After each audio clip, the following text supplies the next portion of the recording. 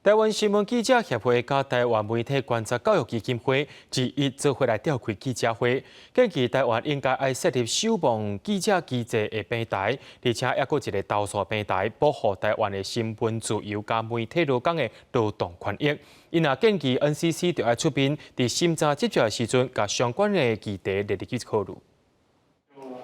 媒体改革社团参全国传播媒体产业工会日一发表《台湾新闻自由甲记者权益监测计划》成果，针对新闻工作者面对的工作压力，建议 NCC 就要出面，要求媒体经营者甲员工签订编辑室公约，嘛应该要注意媒体违反劳动法规的状况，而且纳入审核媒体执照的项目。现在有很多一线的记者呢，同时面对了媒体老板的压力，也面对了政府的压力。审照方面，电视台基本上都是可能看的是他产出的新闻的一些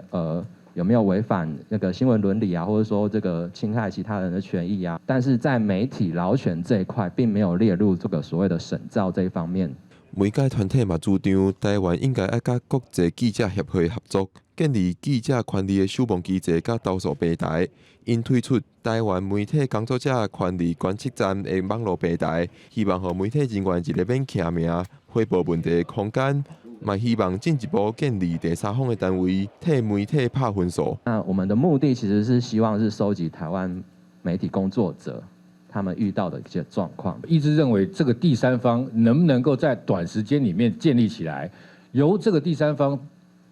对现在的媒体打分数，这样子做出来的结果才会比较公正客观，也可以让乐听众有一个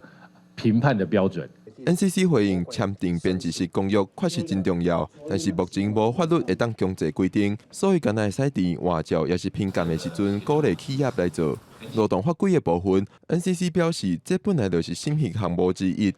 记者郭碧君、郑派文、张玉水台北报道。